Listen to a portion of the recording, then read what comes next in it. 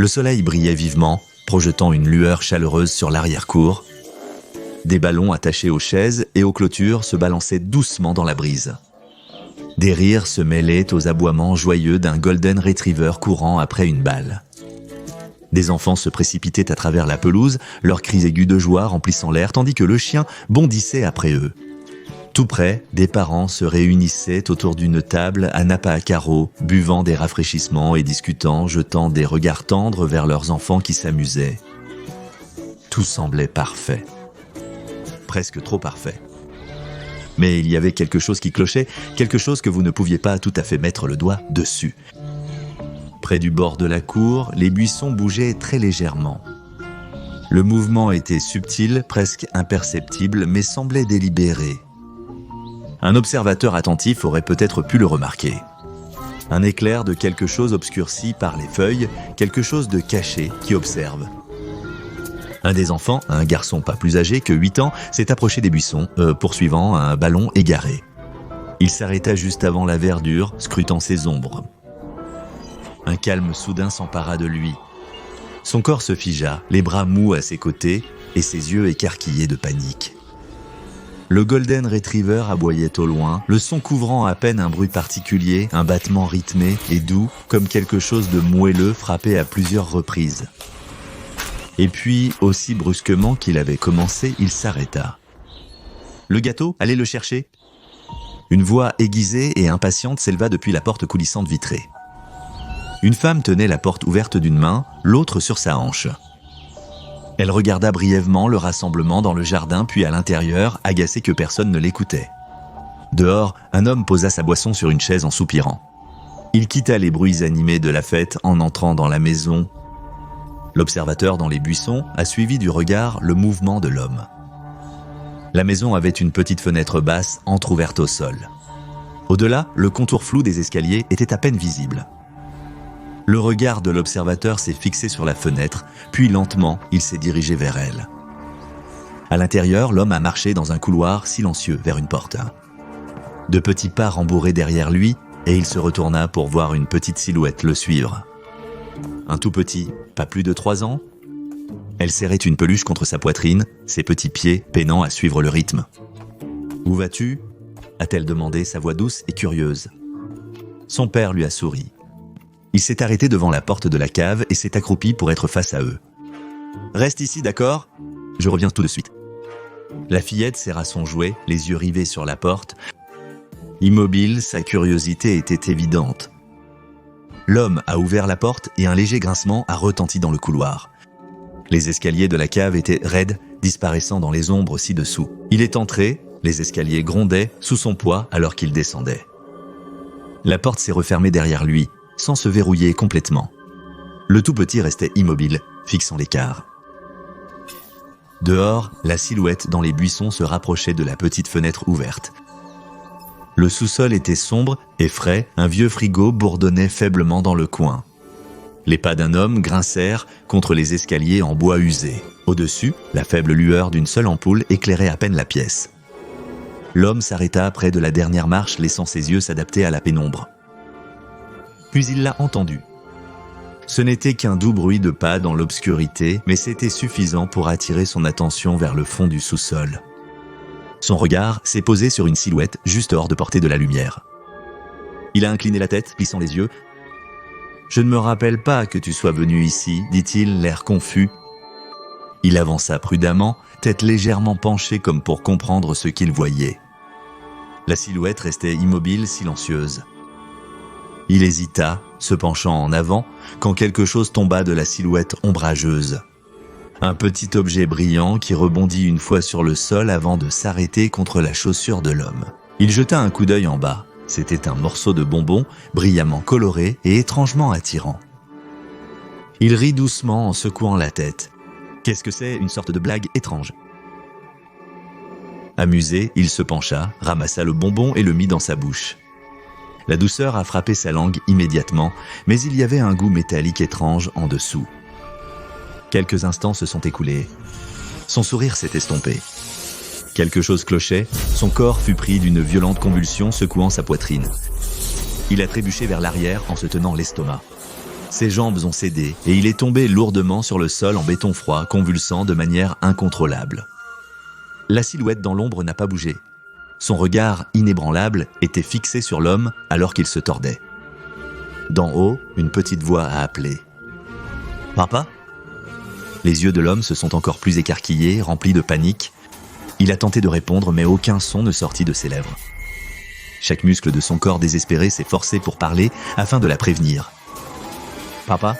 La voix a répété, plus doucement et plus proche cette fois. En haut des escaliers, la fillette scrutait le sous-sol obscur. Elle ne pouvait pas voir grand-chose, juste la silhouette de son père au fond. Elle hésitait, ses petits doigts serrant la rampe. Puis, elle entendit un bruit de frottement étrange, comme quelque chose de lourd traînant sur le sol, suivi d'un grognement bas. C'était presque noyé par le bruit aigu de quelque chose de mouillé qui frappait le sol. « Est-ce que tu vas bien ?» Elle a demandé, sa voix tremblant légèrement.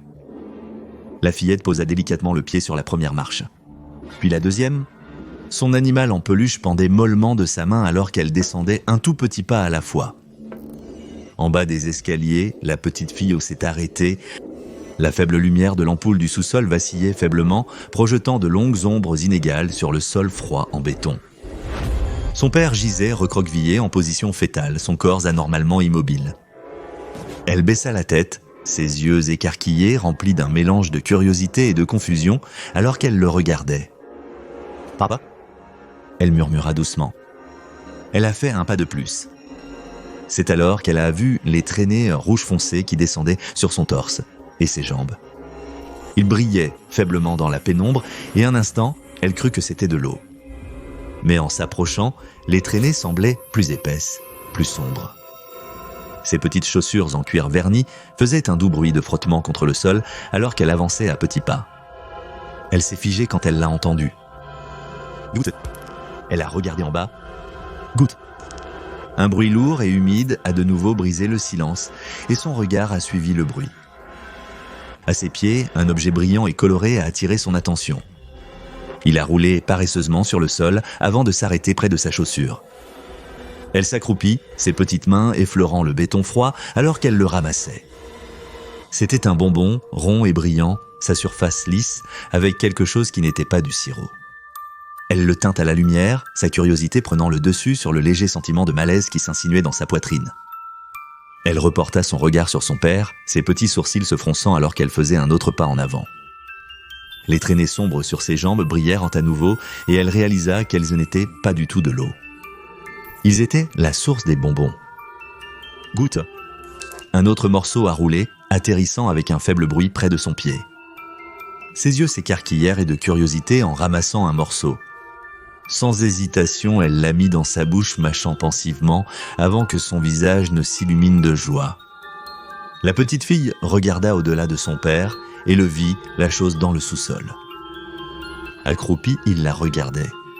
Sa forme était impossible à distinguer entièrement, un flou de texture et de couleurs changeantes qui ne semblait pas appartenir à la faible lumière. Les yeux de la petite fille s'illuminèrent à nouveau, un large sourire sur son visage. Oh, elle a sursauté, sa petite voix pleine de joie. Elle a laissé tomber sa peluche et s'est mise à courir vers elle. Elle n'est pas allée loin. Son corps s'est figé en plein pas, comme celui de son père. Ses bras se sont cassés devant elle avec un craquement, ses petites jambes se sont figées. Ses yeux larges et joyeux étaient de maintenant remplis de choc et de confusion. Peu après, ses cheveux ont commencé à tomber en touffes, virevoltant doucement vers le sol tels des feuillots dans le vent. Puis sa peau a changé. Des plaques de ce qui ressemblait à du papier mâché rose ont poussé sur tout son corps, se tordant et se recourbant, comme pour former une sculpture vivante et grotesque. La créature au sous-sol a bougé, son attention rivée sur elle. Le bruit de quelque chose de mouillé et lourd frappant le sol a résonné à nouveau, le seul bruit brisant, le silence suffocant. Dehors, les rires et les bavardages de la fête de jardin continuaient, mais un grincement persistant a percé le bruit. « Je veux mon gâteau », le garçon d'anniversaire a tiré sur le bras de sa mère, son visage se contractant de frustration. Elle soupira, s'efforçant de garder son calme. « Ton père et ta sœur le cherchent dans le sous-sol », dit-elle, en essuyant les miettes de ses mains. Le garçon fronça les sourcils, croisant les bras. Il se tourna vers ses amis, un groupe d'enfants de son âge, rassemblés à proximité. Allez, dit-il avec détermination, allons le chercher nous-mêmes. Le groupe échangea des regards et acquiesça. Le chien, toujours impatient de suivre l'agitation, bondit après eux alors qu'ils marchaient vers la maison. À l'intérieur, la porte du sous-sol restait entr'ouverte. Le garçon d'anniversaire, poing serré, a guidé le groupe dans le couloir et a poussé la porte. Les escaliers craquaient de manière inquiétante sous le poids des enfants qui se rangèrent le long des marches, regardant dans le sous-sol sombre en dessous. « Papa !»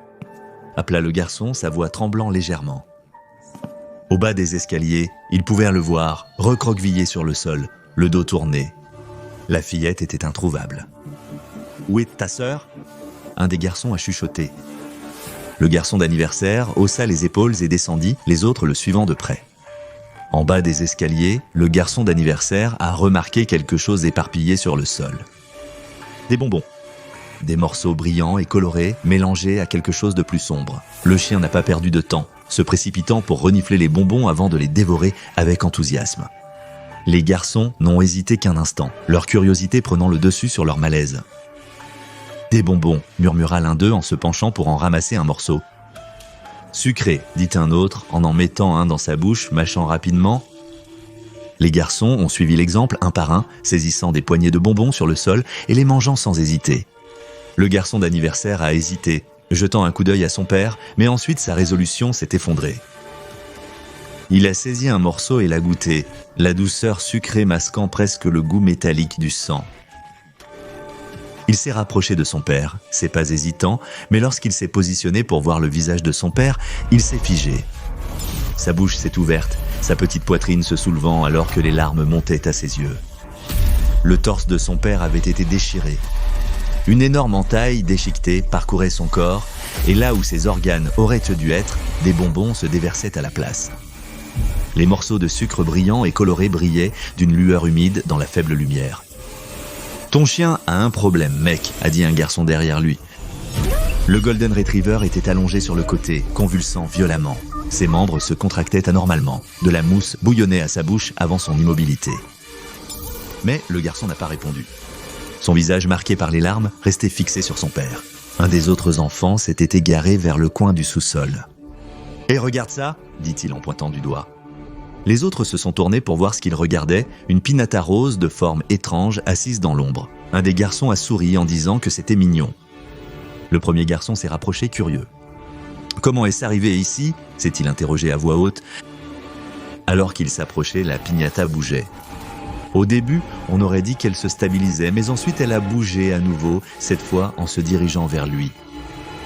Le garçon riait nerveusement. « Les gars, ça a bougé !» Il a tendu la main comme pour le toucher. Puis, tout comme l'homme et la petite fille avant lui, il s'est figé. Ses bras se sont cassés devant lui avec un craquement aigu et surnaturel. Les autres ont ri, pensant qu'il jouait à un jeu, mais leur rire s'est estompé lorsque ses cheveux ont commencé à tomber, flottant jusqu'au sol en doutouffe. Puis, le papier mâché rose a commencé à apparaître, se répandant sur sa peau comme s'il était vivant.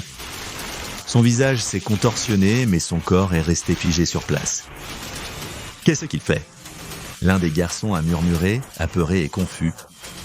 Un cri a éclaté, aigu et terrifié, alors que le groupe a finalement réalisé que quelque chose n'allait pas. D'autres cris ont suivi, résonnant à travers le sous-sol et montant dans la maison au-dessus. Dans le jardin, les parents ont interrompu leur conversation, leur rire vacillant. Le bruit des cris des garçons a percé l'air pendant un instant, seulement avant de soudainement se taire. « Les enfants », a dit un parent en riant nerveusement. « Ils jouent simplement. » Mais un autre a froncé les sourcils en regardant la maison.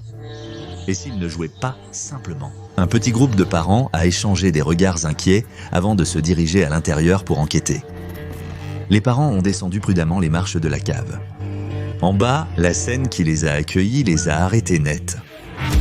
Le corps sans vie du père avec des bonbons éparpillés sur le sol taché de sang, le chien gisait en convulsant dans les affres d'une crise violente. Mais ce qui aurait dû être un groupe d'enfants était quelque chose de bien pire.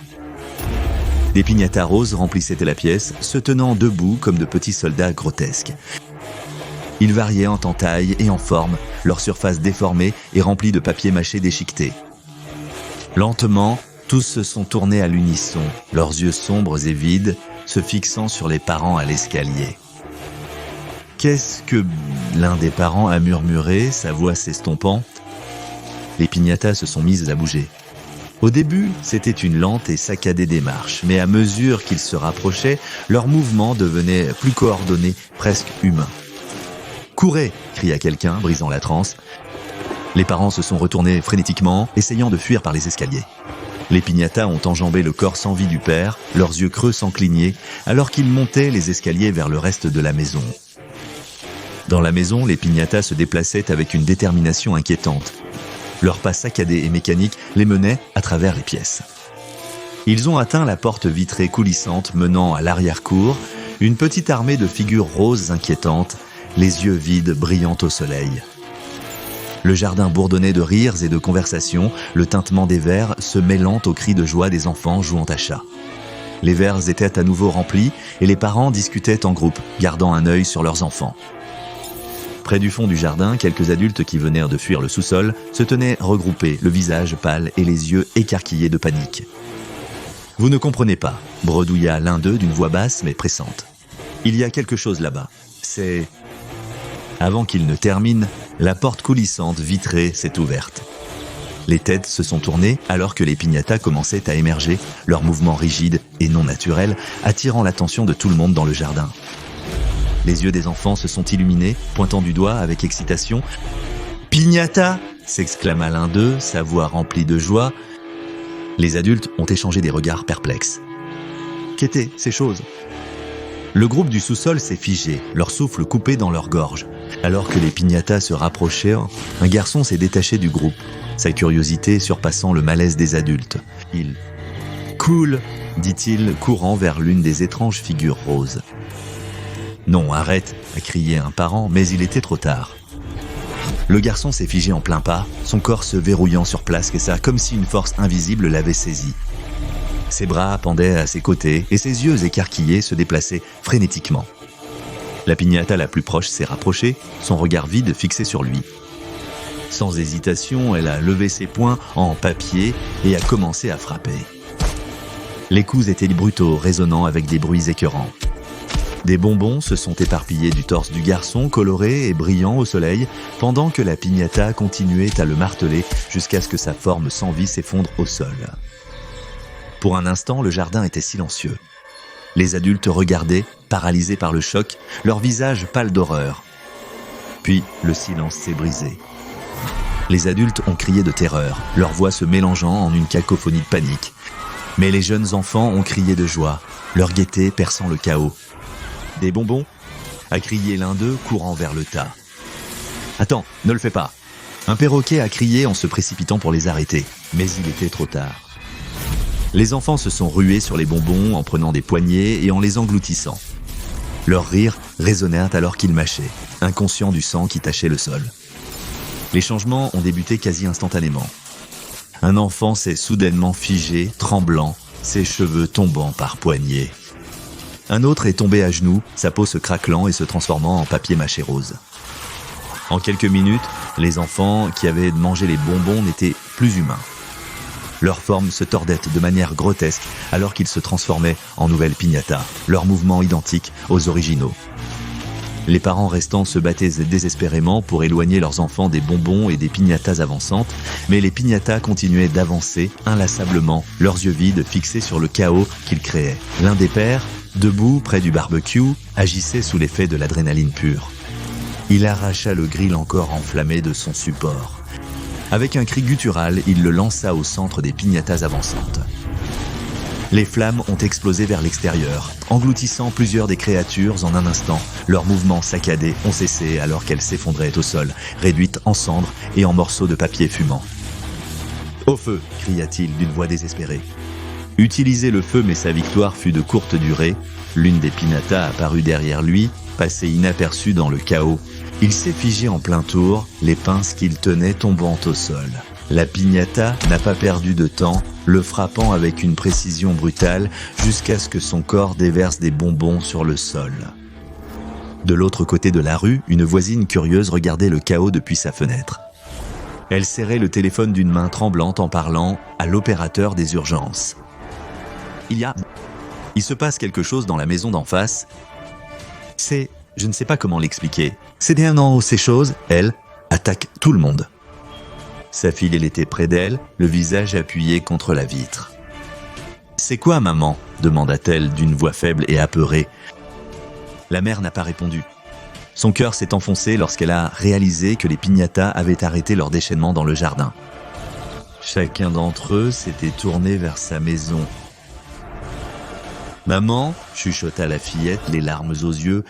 « Ils peuvent nous voir. » Les piñatas ont commencé à trotter vers leur maison. Ce n'étaient pas des faveurs de fête ordinaire. Suite à la tragédie suburbaine, la fondation SCP a identifié ces entités anormales responsables en tant que SCP-956. SCP-956 ressemble à une piñata typique, prenant souvent la forme d'un quadrupède non identifié. Bien que son apparence extérieure imite le papier mâché, l'analyse a révélé que sa composition comprend de la colle, du sucre, un type de fourrure non identifié et du tissu humain. SCP-956 est notablement résistant aux dommages par contusion, supportant une force de compression significative sans dommages. Cependant, il est vulnérable aux tirs d'armes à feu, à la chaleur et aux flammes qui sont efficaces contre lui. SCP-956 reste passif dans des conditions normales, ne montrant aucune mobilité, intelligence ou agressivité. Il s'active lorsqu'un humain de moins de 12 ans entre dans un rayon de 5 mètres. Dans les 7 à 28 secondes après être entré dans cette gamme, l'enfant devient immobilisé, figé dans sa position actuelle. Bien qu'il ne puisse ni bouger ni parler, leur mouvement rapide des yeux suggère qu'il reste pleinement conscient. SCP-956 s'approche de la victime et la frappe jusqu'à ce que le torse se rompe, libérant une grande pile de bonbons non marqués, désignés SCP-95661. Le nombre de bonbons varie de 23 à 1323 pièces.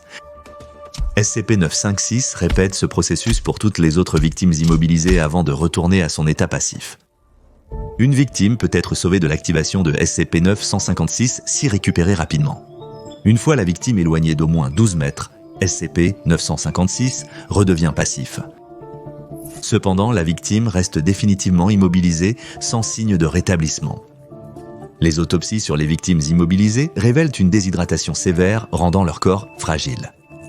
De plus, les bonbons SCP-956-1 commencent à se développer à partir des organes internes de la victime, s'intégrant au tissu. La quantité de SCP-956-1 produite est directement corrélée à la durée pendant laquelle la victime a passé dans le rayon d'activation de SCP-956. Les effets de SCP-956 varient en fonction de l'âge du consommateur. Les humains âgés de 12 ans ou plus subissent des crises dans les 3 minutes suivant la consommation, avec un risque de 5% d'arrêt cardiaque. Le taux de survie pour les individus affectés est d'environ 35%. Les animaux de tout âge montrent des effets similaires après avoir consommé SCP-956-1. Les enfants de moins de 12 ans présentent une réaction distincte à SCP-956-1. Après consommation, ils entrent dans un état similaire à l'immobilisation causée par SCP-956, se tenant debout avec leurs bras reposant devant eux. La transformation se produit en 3 étapes. Une perte de cheveux rapide, l'émergence de papier mâché de leur peau et une restructuration complète de leurs os et muscles. Ce processus prend environ 9 minutes, aboutissant à la transformation complète de la victime en une nouvelle instance de SCP-956. Ces nouvelles instances présentent un comportement identique à l'original SCP-956. Le processus est invariablement fatal, avec un taux de survie de 0%. Bien qu'initialement classé comme sûr, SCP-956 a depuis été reclassé comme Euclide en raison de son comportement autonome et de sa menace significative pour la vie humaine, en particulier les enfants.